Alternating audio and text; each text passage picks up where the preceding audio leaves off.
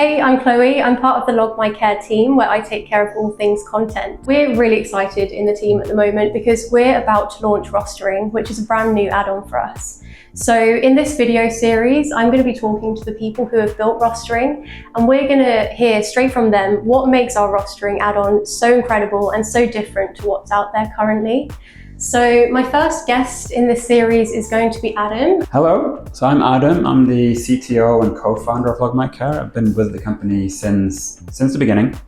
And most recently, I've been working a lot on developing and shipping this new rostering feature. Why now? Why rostering? So rostering has always been on the radar for the company. However, building a rostering solution is not an easy task. It's by no means something that you just do. We have made the decision historically to spend the first 5 years in the company's history really making sure that we have the best possible care management system. But we're now reached a point where we believe that we're ready to tackle new challenges.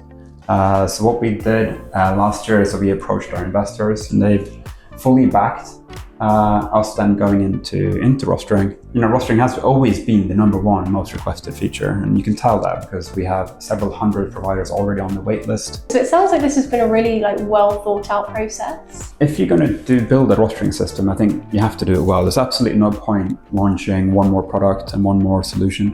What we've always said, and the thinking has always been, if we're going to do it, we're going to make sure that we build something that really solves the problem better than what's currently on the market. Amazing. And that really shows through the all hands updates we've been getting, just how well the team have been thinking about every tiny detail about it. What have been the key principles around building rostering? There are a couple. I think the top one is around really bringing the user to the heart of the development process and not making sure that we don't just develop this in total isolation.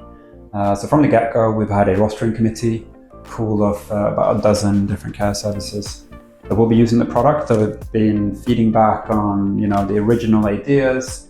We've had workshops to discuss designs, and now they already have access to the system, and they're already building rotas with the solution months before we actually launch, to make sure that before we launch we've ironed out all the kinks and the bugs, also usability issues, and we make sure we're really tackling their needs. So user centricity has always been core of how we work. The second principle really is around bringing the service users into the heart of the development process, so making sure that the people developing the rota have all the information they need to build a person-centered rota. So you have all that information from the care management system easily available when you're developing a rota. So it really sounds like the end user is the backbone of this development. Yeah. From our end user, the ones that are going to be building the rotas, to their end users, the ones who are going to be receiving care. So my final question then is, what makes Log My Care's rostering system so different to others that are out there? Most systems on the market currently will either do a shift-based solution or a visit-based solution. We have really set out from the onset, the foundation of the whole solution is to cover both. Second one really is around having a close integration between care management.